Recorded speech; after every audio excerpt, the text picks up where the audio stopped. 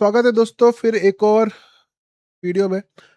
कल का जो मार्केट है, कल एक्सपायरी निफ्टी की और प्रीमियम काफ़ी महंगे हैं नॉर्मल डेज से, क्योंकि बिक्स बहुत बढ़ा हुआ है और कंडीशन आपको पता है, क्योंकि ईरान इसराइल ये जो बार चल रहा है, तो इस कारण से काफ़ी यहाँ पर थोड़ा सा बिक्स हाई चल रहा है। इसके कारण मार्केट भी थोड़ा सा अनप्रिडिक्टेबल भी रहता है। डेटा के अकॉर्डिंग हम लोग मार्केट की डायरेक्शन तो अच्छी पकड़ लेते हैं वॉल्यूम थ्योरी से रोज, बट फिर भी एक दिन पहले मार्केट का प्रिडिक्शन करना ये थोड़ा टफ हो जाता है ऐसे दिनों में। इंट्राडे में तो फिर भी हमें एट ए टाइम आने वाले डेटा से हम काफ़ी हद तक मार्केट को जज कर लेते हैं। वॉल्यूम और इंट्राडे के साथ जो हमने वॉल्यूम थ्योरी बनाई हुई है, काफ़ी बेहतरीन तरीके से वो एक्शन को बता देती है। अब यहाँ पे इंपॉर्टेंट फैक्टर ये है कि कल क्या हो सकता है।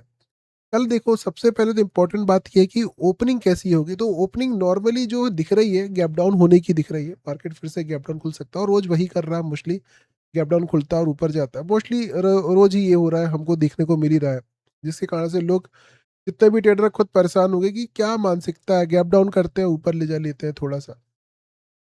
तो इस कंडीशन से बहुत परेशानी तो हो रही है, बट अगर गैप डाउन होता है तो कल भी फिर से वो सेम कंडीशन मुझे दिख रही है कि मार्केट ऊपर जा सकता है। तो इम्पोर्टेंट बात यह है कि गैप डाउन होके कहाँ से ऊपर जाएगा, यही होता है सपोर्ट रेजिस्टेंस निकालने का तरीका। तो आज के लिए जो कंडीशन है वो इम्पोर्टेंट मैटर ये है कि गैप डाउन कितना होगा। जो गैप डाउन है, दो जगह पे गैप डाउन हो सकता है यहाँ पर। सबसे पहले तो या तो 850 के आसपास या फिर 780 के आसपास, इस एरिया के आसपास तक लगभग मार्केट का गैप डाउन हो सकता है। मार्केट अगर यहाँ ओपन होता है, इस जगह पर, ये कोई टूल क्लिक हो गया, अगर मार्केट यहाँ पर ओपन होता है तो यहाँ से सपोर्ट ले लेगा, ऊपर भागेगा। और अगर यहाँ से ओपन होता है तो यहाँ सपोर्ट लेके ऊपर भागेगा। कल भी सेम चीज होने वाली, रिपीट। मार्केट की ओपनिंग नेगेटिव और उसके बाद इनिशियल मूवमेंट ऊपर की तरफ रहेगा, और उसके बाद जो रेजिस्टेंस का एरिया है वो 24,125 के आसपास पहला रेजिस्टेंस रहेगा, अगर अच्छा बुलिश मोमेंटम आया तो। और 300 तक टोटल जाने का चांस रहेगा। एक तो ये लाइन हो गई, और इस लेवल के आसपास तक जाने का चांस रहेगा। मार्केट का थोड़ा छोटा कर देता हूं ताकि अच्छे से दिखे। गैप डाउन होके अगर मार्केट में बड़े मूवमेंटम आते हैं तो ओवरऑल मैक्सिमम यहाँ तक के मूवमेंट आने के चांस है। और इतने बड़े मूवमेंट आने का सिंपल लॉजिक है, जब बिक्स हाई रहता है तो बड़े मूवमेंट 400 500 300 बड़ी छोटी बातें रहती, कोई भी बड़ी बात नहीं रहती, कभी भी स्पाइक आ जाते हैं।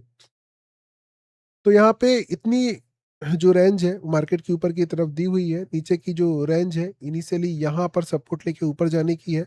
और मैक्सिमम मार्केट कहाँ तक गिर सकता है, मैक्सिमम मार्केट कल के मतलब आज का जो लो है इसके नीचे नहीं जाना चाहिए। मैक्सिमम लो रहेगा मार्केट का, ये कल के लिए हमको दिखाई दे रहा है। डेटा का अगर हम लोग ध्यान से देखेंगे तो जो हमको जाते जाते डेटा दिखाई दिया है, वॉल्यूम और इंट्राडे की पोजीशन मार्केट में सपोर्ट ही क्रिएट कर रही थी। अच्छी खासी लास्ट में ग्रीन कैंडल भी देखने को मिली थी हमको। तो कल के लिए अगर हम लोग विचार करें तो कल भी फिर से सेम चीज़ हो सकती है। ओपन इंटरेस्ट यहाँ पर हमको बेरिश सिग्नल दे रहा है, जहाँ पर 24,000 का सपोर्ट इमीडिएट दिखाई दे रहा है। बट गिफ्ट को देख के लग रहा है कि मार्केट थोड़ा सा नेगेटिव ओपन हो सकता है। नेगेटिव ओपन होगा तो या तो इस एरिया के पास या इस एरिया के पास, जहाँ पर भी ओपन होगा उसी लेवल के आसपास मार्केट सपोर्ट बना लेगा और ऊपर जाने की कोशिश करेगा।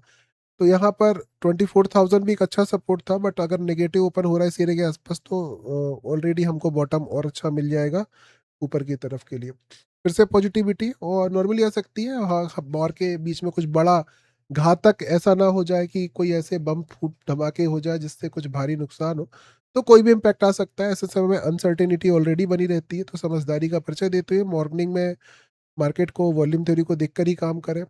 टी बीटीएसटी के चक्करों से कुछ दिनों के लिए दूर हो जाए जब तक ये सब चल रहा है। मिलते हैं फिर सुबह प्री मार्केट में, तब तक के लिए bye bye. Thank you for being till now. जय हिंद, वंदे मातरम दोस्तों, बाय बाय।